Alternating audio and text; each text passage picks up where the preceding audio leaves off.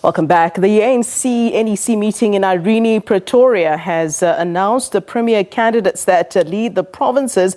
The ANC has won 8 out of the 9 provinces. Let's join our senior political reporter, Mzwandile Mbeje, for more on the story. Mzwai, very good evening to you. Well, the ANC has released its premier candidates list in an NEC statement.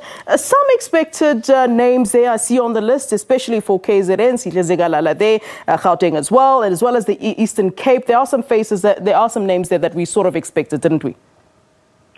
Oh yes, Flo, and I think the ANC was very careful not to destabilize the kind of the situation that is existing right now, especially after the performance really that was not so good by their own standards. But I think what they also did, Flo, was to try and take into account the issue of gender. You would see that where the premiers would be men, so they've directed that the council, that is their cabinet, must at least have 60% women. But in the instances where a premier is a woman, so then there they can have at least 50%.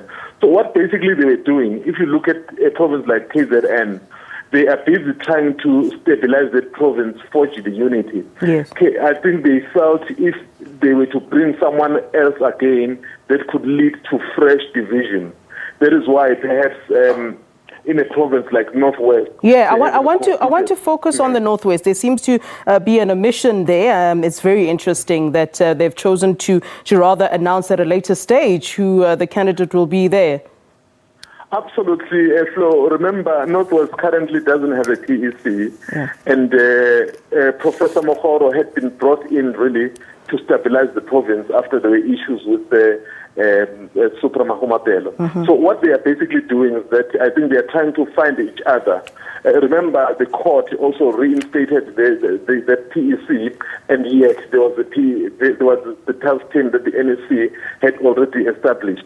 So I think what they are basically trying to do is to somehow find common ground, because you have people who are on opposite ends of each other. Yeah. So in order to try and stabilize and bring some unity, and I think the discussions are still ongoing in that regard. Yeah, you know, I suppose, Mzwai, as someone who's always sort of taking a look at what's going on at Luthuli House, you would have some kind of an idea as to who might be the sort of leading candidate, or sort of someone that's in the back of everyone's mind to be the premier candidate for the Northwest. If you look at what's on offer, if I can put it that way, who would you think would be the name that we'll eventually see when the ANC does decide at that later stage to make the announcement? You know, I actually think they may end up settling for Professor Mokgoro again. Remember, he came in the Northwest, and then he did stabilize the province.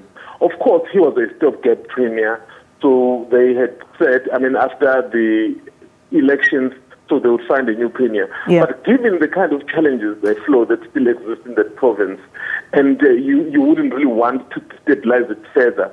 So if Professor Mokgoro is seen to be doing perhaps a satisfying job for the party, and I think they can perhaps go back and say perhaps he needs to continue.